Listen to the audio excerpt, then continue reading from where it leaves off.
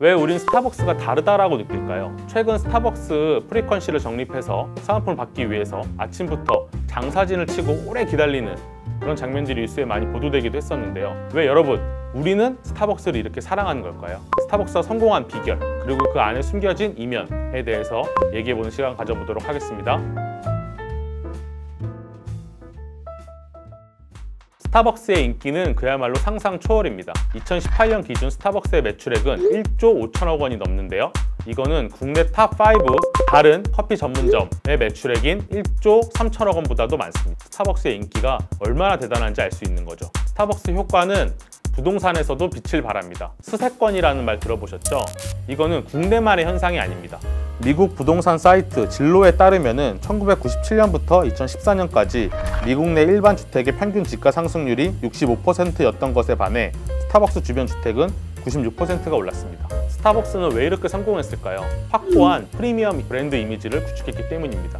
신뢰와 고급이라는 고유의 프랜차이즈 이미지가 있는 거죠. 스타벅스에는 아르바이트생, 알바가 존재하지 않습니다. 모든 직원이 정규직이죠. 그래서 서비스의 질이 분명히 큰 차이가 납니다.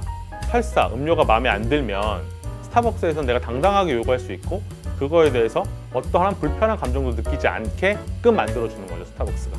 그게 스타벅스가 갖고 있는 첫 번째 힘이라고 할 수 있죠. 가장 중요한 거는 가치 소비입니다, 여러분. 스타벅스는 커피를 파는 공간이 아니다. 스타벅스는 문화를 파는 공간이다 라는 얘기가 있잖아요. 뿐만 아니라 스타벅스는 커피의 문화화라는 현상을 대한민국에 도입하고 그걸 엄청나게 성장시킨 장본인입니다. 스타벅스 이전에는 테이크아웃이라는 문화가 없었습니다. 라떼는 말이죠, 스타벅스 그 로고가 그려진 거를 사람들한테 보여지게끔 하고 다니는 게 하나의 문화이기도 했어요. 나는 이 정도는 마실 수 있는 사람이야, 나는 이걸 소비하는 사람이야 라는 거를 스타벅스가 처음으로 팔게 된 거죠. 이런 현상이 처음부터 국내에 받아들여지지 않았어요. 불편한 시선들이 존재했습니다. 가령 김치녀, 된장녀라는 표현이 스타벅스를 소비하는 여성들을 상대로 처음으로 쓰이게 됐었고요. 그다음에 또 미국 자본주의의 상징이다. 가령 국내 한 대학에서 스타벅스가 학내에 입점하려고 했을 때 그 건물의 유리창이 깨지거나 학생회에서 반대 시위를 하거나 토론이 이루어질 정도로 큰 사건이었습니다.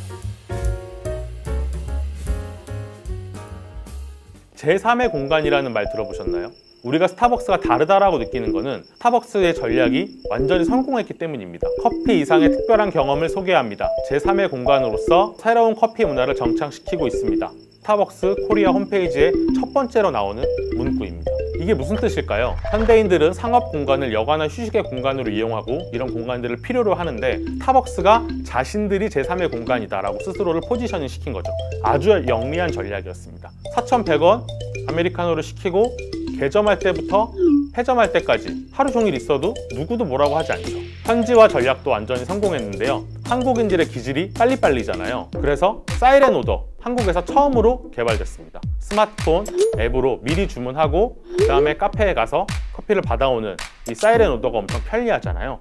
이것도 스타벅스 코리아가 한국인들의 저 빨리빨리 기질 문화를 빨리 캐치해서 그걸 어떻게 그 니즈를 해결해 줄까 하는 과정에서 나온 현지화 전략의 하나의 결과물이었다는 거죠. 그리고 스타벅스는 아주 놀랍게도 한국의 애국주의를 자극하는 마케팅을 하거나 천 햅쌀이나 문경 오미자 등을 쓴 현지화 전략에도 엄청나게 공을 들였습니다. 그런데 말입니다, 우리는 스타벅스를 많이 가는 만큼 커피도 많이 마십니다.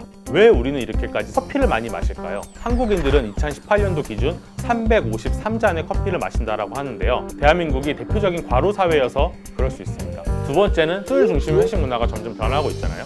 그러니까 커피를 많이 마신다라는 가설도 있고요. 세 번째로는 점점점 대한민국이 파편화된 사회가 되면서 커피 한 잔의 위로가 필요하다라는 그런 동화 같은 따뜻한 이야기도 있습니다. 알쓸 신잡으로 유명해진 유현준 홍익대학교 교수님이 이런 말씀을 하신 적이 있어요. 서울에 카페가 많은 것은 시민들이 앉아서 쉴 공간이 없다. 이래서 대한민국에는 카페가 많다. 라고 유현준 교수가 책에서 설명하셨는데요. 이게 무슨 말이냐면 한국인들한테는 공간, 특히 사적인 공간이 너무나 부족하다라는 이야기입니다. 경제가 발전하면 발전할수록 사적 공간을 더 크게 갖고 싶어 한다는 인간의 욕망도 커지거든요. 우리가 아이가 자라면 자랄수록 처음에는 엄마 아빠 방에서 같이 자라다가도 내 방이 필요하게 되고 내 방의 크기도 어느 정도의 공간을 갖길 원하잖아요.